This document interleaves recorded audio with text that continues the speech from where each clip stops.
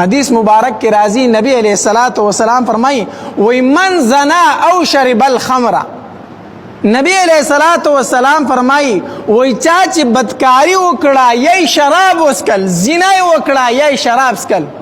نو حدیث مبارک کے راضی نبی علیہ الصلوۃ والسلام فرمائی نزغ اللہ منہ الایمان، اللہ تبارک و تعالی د دې انسان نه ایمان وباسي.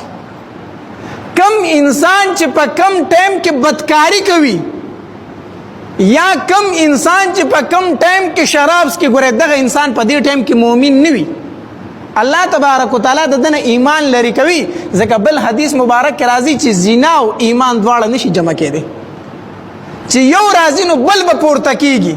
چې یو انسان کې ایمان وي نو دی به زناکار نه وي، او چې کله زنا شروع کړه نو د دنه ایمان پورته شي.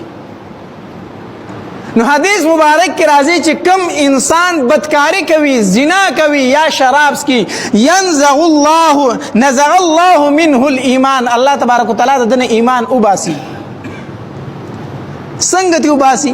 حدیث مبارک کی راضی کما یخلع الانسان قمیصه من رأسه، لکه انسان چې د بدن نه د قمیص وباسي او اخوای ورتاو کی. څنګه چې انسان د بدن نه قمیص وباسي اخوای لري کی، د کشان د انسان نه ایمان اوزي او د په سر باندې د چترۍ په شانته ولاړ وي. د بدکارۍ په ټیم کې انسان کې ګوره ایمان نه وي، دا د سر د پاسه ولاړی د چترۍ په شانته. نو چې کله د بدکارۍ نه فارغ شي کنه نو دا ایمان ورته وروسته راشي. نو الله دې نه کی چې په دې حالت کې مرګ راشي. یو انسان په بدکارۍ کې مبتلا دی او دل په دې حالت کې مرګ راغی، الله دې نه کی. یو انسان شراب سکي او په دې حالت کې دل مرګ راغی. ډیر کله ته مونږ لیدلی په دې اخبارونو خبرونو کې اورو کنه، یاره وای شراب ډیر کړو یا هغه شراب زهريله مړ شو او یا ډیر کړو نو داغه د وجه نه مړ شو.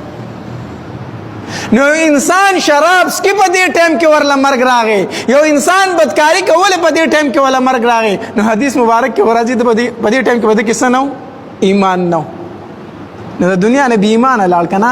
الله دې داسې مرګ نه هر انسان وساتي.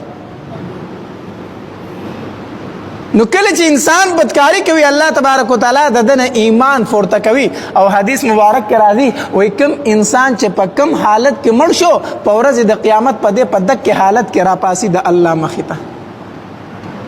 نو انسان بدکاری کول الله دې نه کی یا شراب سکل الله دې نه کی او په دې حالت کې ول مرګ راغی نو د الله په دربار کې چې پاسیم په دغه عمل کې به پاسي.